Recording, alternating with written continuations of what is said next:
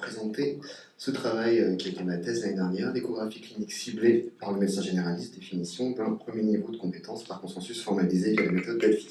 C'est bien, ça prend la suite de la présentation précédente.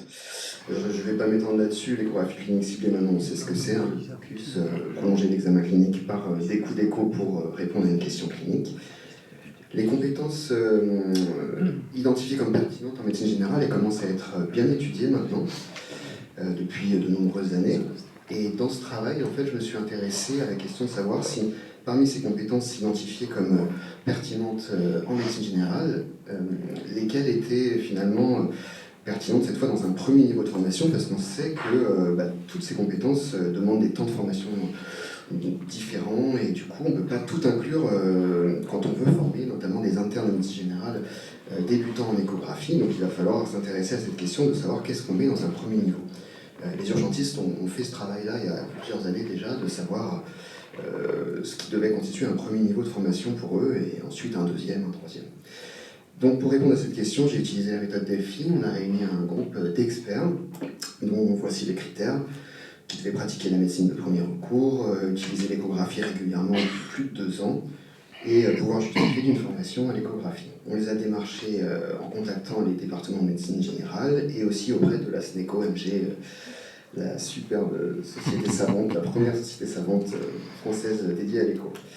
Le principe, c'était de soumettre un premier questionnaire avec une 40aine de compétences à ce groupe d'experts, et ces compétences, elles avaient été sélectionnées bien sûr en regardant la littérature, des compétences déjà identifiées comme pertinentes en médecine générale. Voilà à quoi ça pouvait ressembler. En fait, pour chaque proposition, les experts devaient répondre à ce premier questionnaire et devaient coter une note entre 1 et 9 qui correspondait à leur degré d'accord finalement avec le fait d'inclure ou non cette proposition, cette compétence dans un premier niveau de formation. Pour ensuite classer les propositions, on a utilisé les critères de la HAS, dans les recommandations de bonne pratique, qui permettent de distinguer en fait si une proposition est jugée appropriée ou inappropriée, ou alors on est entre deux par le groupe d'experts. Les résultats sur les 18 experts invités, il y en a 11 qui ont répondu au premier tour, un perdu de vue au second tour. Je vais parler du second tour ensuite. C'était surtout des hommes plutôt jeunes, qui pratiquaient l'échographie quotidiennement et qui étaient aussi enseignants pour 2 tiers d'entre eux, qui avaient une activité d'enseignement.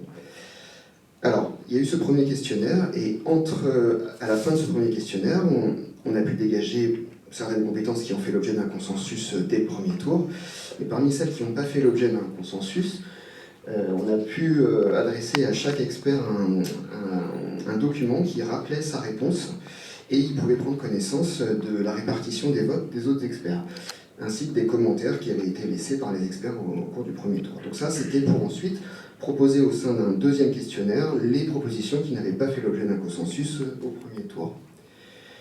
Au final, on a réussi à aboutir à une liste de 15 compétences qui ont été identifiées par ce groupe d'experts comme pertinentes dans le cadre d'un premier niveau, donc qui s'adresse par exemple à des internes de médecine générale, des débutants en échographie. Voilà, je vous laisse regarder un petit peu les compétences. C'est assez divers en termes de système anatomique.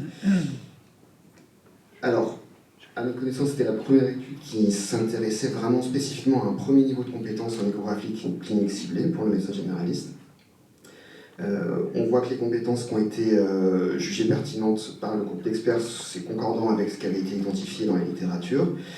Celles qui n'ont pas été validées, finalement, les experts ont jugé qu'elles relevaient plutôt d'un niveau 2 ou d'un niveau 3. Et ils n'ont pas dit qu'elles n'étaient pas pertinentes en médecine générale, mais simplement plutôt qu'il y avait besoin de plus de formation, et du coup, on pouvait imaginer ça dans un futur niveau de compétences. Il y avait ces inquiétudes autour des explorations gynéco-obstétricales, effectivement, toujours ce risque médico-légal. Et en conclusion, on sait que la formation, c'est un des enjeux principaux pour intégrer l'échographie ciblée en médecine générale, que les départements de médecine générale sont en train d'intégrer des formations pour les internes maintenant en échographie, qu'il y a une forte demande, et voilà, élaborer les compétences à inclure dans cette formation, c'est vraiment un enjeu central. J'espère que ce travail pourra aider.